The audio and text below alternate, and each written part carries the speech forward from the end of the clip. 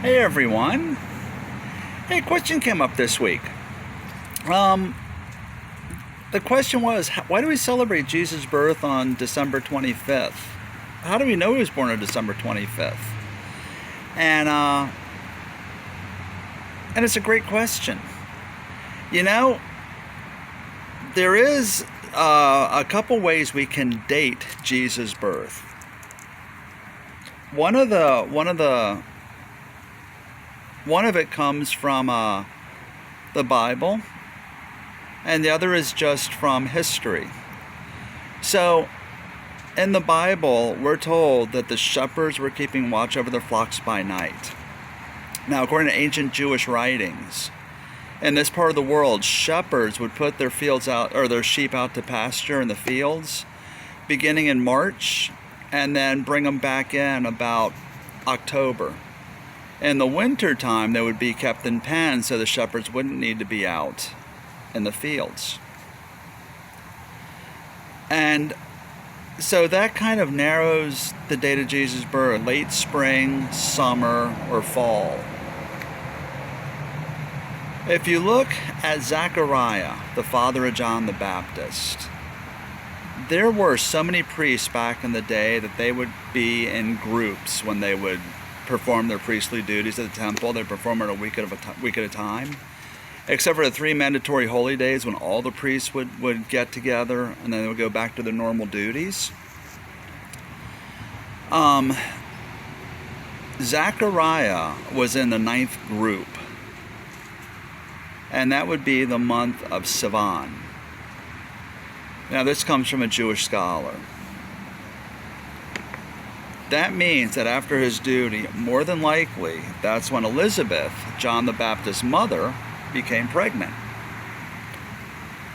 We know that Jesus, according to Scripture, that John the Baptist was about 6 months older than Jesus.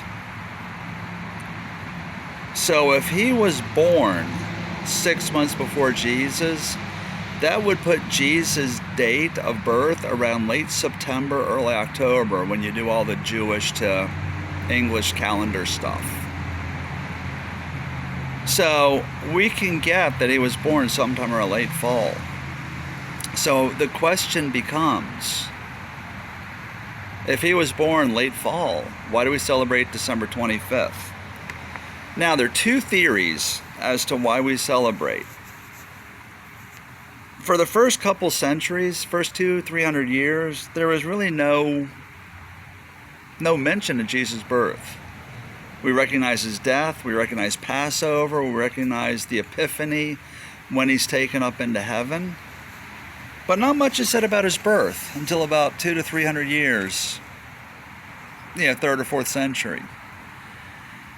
In the 4th century, the Emperor Aurelius, the Roman emperor, mandated that people recognize the Greek god Saturn, Sol Invictus, celebration of the sun. And with this, many people think that this is when Christmas, December 25th, because this is when the Sol Invictus celebration was recognized as Jesus' birth. Because it was easier to blend in, to get pagans to accept the celebration of Jesus' birth if it is around a time they're already celebrating another God, celebrate the true God. When I was researching this, there is something I did not know until this past week. So let me read it to you. This comes from biblical archaeology. And there was a common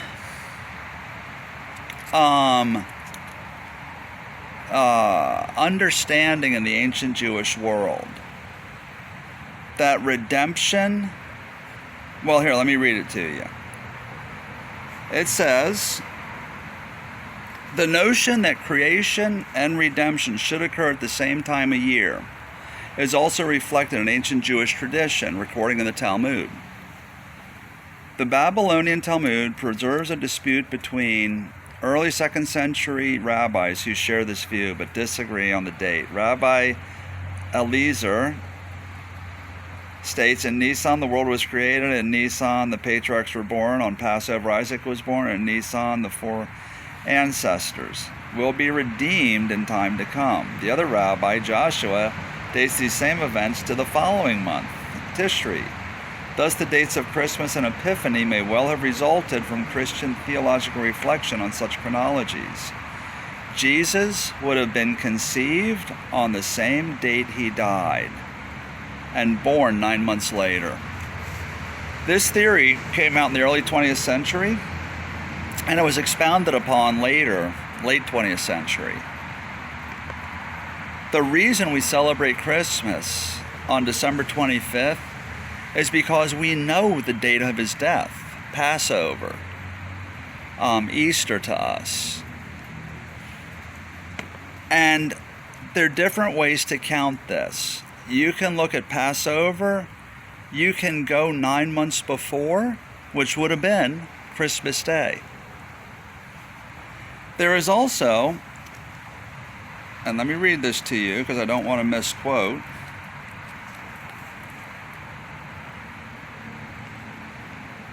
There is also a way that they count backwards from something. In another part of the world,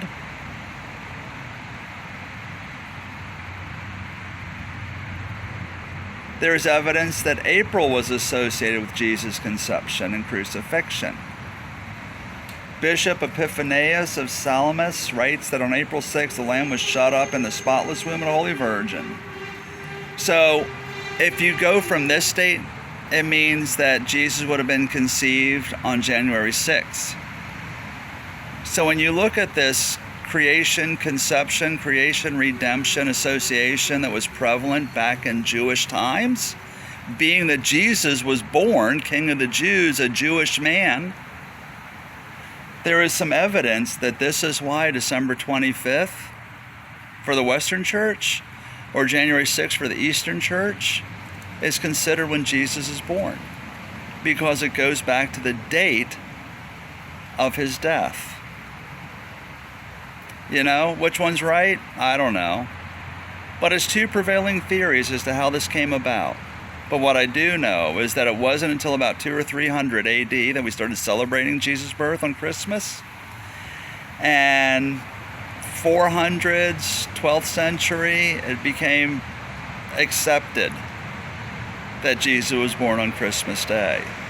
But whether it's because of the festival of Sol Invictus, of Saturn, to get the pagans to come and accept Jesus as God by relating it to their pagan festivals, or if it's based in Jewish tradition, that creation and redemption happened at the same time, and you date the conception of Jesus to the death of Jesus, either way, that's how we get December 25th.